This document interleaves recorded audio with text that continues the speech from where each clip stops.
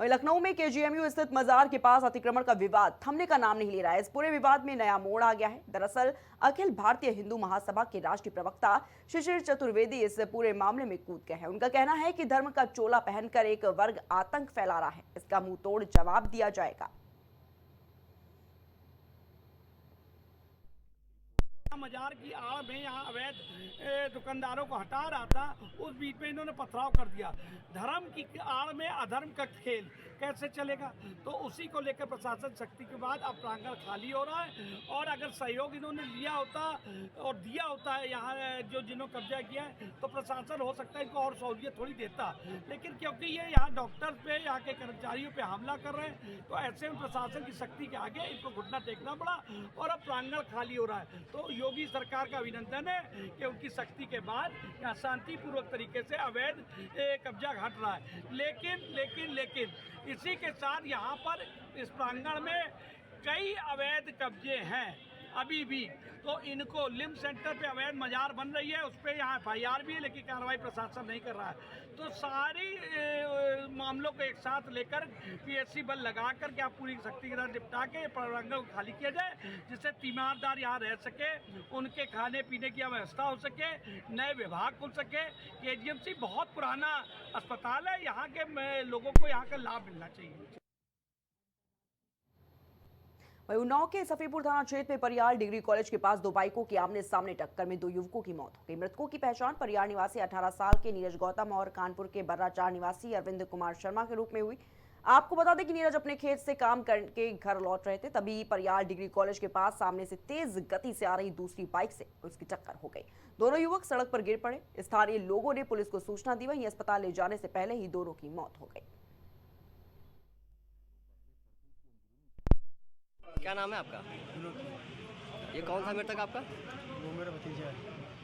कहाँ जा रहा था, कैसे हादसा हुआ? अरे घर से खेत के तरफ घूमने जा रहा था। टक्कर कैसे हुई है? बाइक और बाइक इनके साथ कोई और भी खत्म हुआ है? हाँ, जो दूसरी बाइक वाले थे वो खत्म। सूचना कैसे मिली आप लोग को? सूचना फ़ोन पे आए। क्या कार्रवाई चाहते हैं आगे की आप लोग? हमारी कार्रवाई क्या? कार्रवाई यही चाहते हैं कि सरकार द्वारा जो उचित जो होना हो जाए।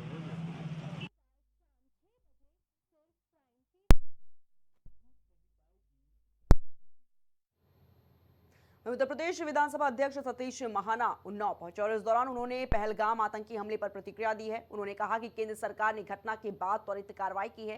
प्रधानमंत्री नरेंद्र मोदी ने अपनी यात्रा रद्द कर दिल्ली के में उच्च स्तरीय बैठक की। सरकार आतंक के प्रति जीरो टॉलरेंस की नीति पर काम कर रही है। साथ ही ये कहा कि पाकिस्तान को अब सबक मिलना हो गया है। भारत पहले से ही कहीं ज्यादा सशक्त और आत्मनिर्भर है। श्री नरेंद्र भदौरिया जी के द्वारा आज एक पुस्तक का विमोचन किया गया। उन्होंने इतिहास के बहुत सारे मतलब जानकार और अनजाने पहलुओं को छुआ है। उस पुस्तक में उन्होंने लिपिबद्ध किया है, जिन्होंने इस गौरवशाली इतिहास को बताने की एक साहस दिखाया है। बहुत सारी चीजें जो कालांतर में राजनीतिक कारणों के कारण इतिहास को छुपाने का प्रयास किया, उसको कहने का साहस आदि नरेंद्र भदौरिया जी ने दिखाया।